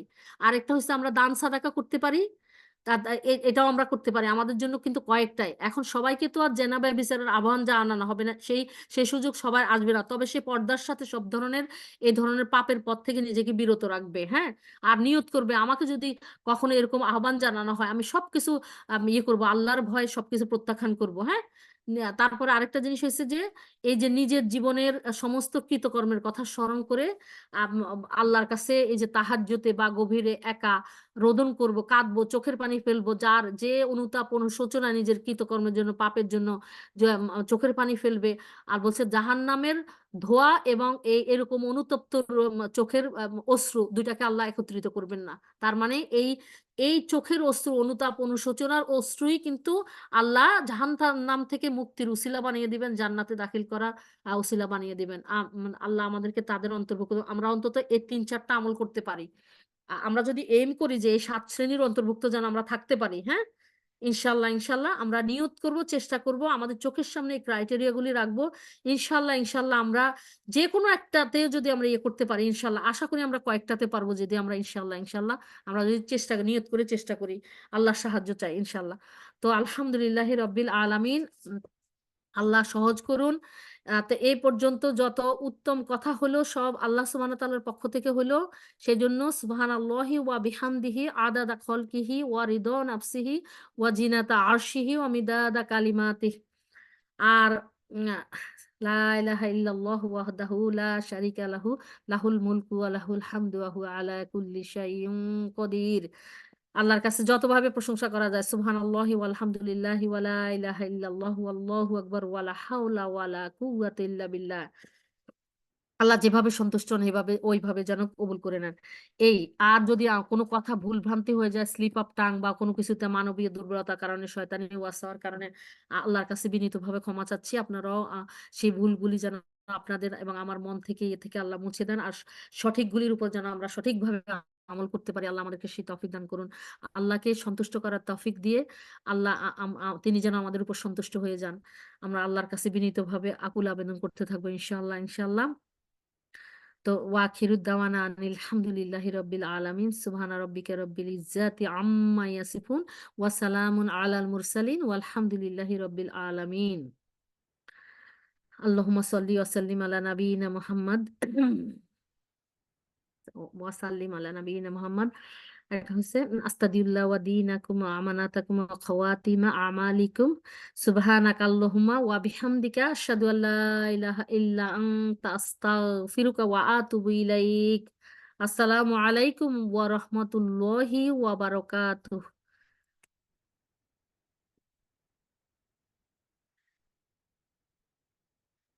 আহ, ইয়ে কি যেন আফসানা উস্তাদা কি ইয়ে একটু মেসেজ পাঠাও বন্ধ করে দিতে ইনশাল্লাহ, ইনশাল্লাহ। নাহলে বড় হয়ে যাবে। জাজাকিল্লাহ খায়রান। খুব ছোট হলো তেমন কি জানি না, আমি আসলে ভাবছিলাম ভালো করে আলহামদুলিল্লাহ। প্রিপারেশন নিতে পারবো, আরো পড়তে পারবো, আরো করতে পারবো, আলহামদুলিল্লাহ, সুযোগ অনেক ভালো হয়েছে আপু, অনেক ভালো হয়েছে। আলহামদুলিল্লাহ। তো আলহামদুলিল্লাহ, হৃদয় ছুঁয়ে আলহামদুলিল্লাহ যায় কথাগুলো, একদম হৃদয় ছুঁয়ে। আলহামদুলিল্লাহ আলহামদুলিল্লাহ আলহামদুলিল্লাহ। যদি ভালো কিছু হয় সেও আমার রবেরই অনুগ্রহ, আর মন্দ কিছু হলে আমার অক্ষমতা অযোগ্যতা, আল্লাহ যেন ক্ষমা করেন। আসসালামু আলাইকুম রহমতুল্লাহি ওবারাকাতু আফনান। কেমন ওয়ালাইকুম আছেন? আসসালাম রহমতুল্লাহ বারকাতু। আলহামদুলিল্লাহ আছি আল্লাহর রহমতে, আপনাদের দোয়ায় ভালোবাসায়। আপনাদের কি মাশাআল্লাহ, অবস্থা সবার? আলহামদুলিল্লাহ। আসসালামু আলাইকুম আলহামদুলিল্লাহ রহমতুল্লাহ, আল্লাহর আমরা ভালো মেহরবানি। আছি আলহামদুলিল্লাহ। আলহামদুলিল্লাহ। তোমার বাসার সবাই ভালো আছে? আলহামদুলিল্লাহ আছে আল্লাহর রহমতে, সবাই সুস্থ আছে। জানো আমি তোমাকে যখন মেসেজ পাঠাই আমি কি খেয়াল করি, মানে চেক করি যে কখন মেসেজ পাঠাইছে। যখন দেখি ইনশাআল্লাহ, মনটা এত ভালো লাগায় ভরে যায়, সুবহানাল্লাহ। আলহামদুলিল্লাহ। আপনার মেয়ে সত্যি কেমন অনেক আছে? ভালো লাগে। ছোট্ট একটা মেসেজ তাহরিমার ইনশাআল্লাহ। ওয়ালাইকুম আসসালাম তাহরিমার রাহমাতুল্লাহ। রিয়া কেমন আছে?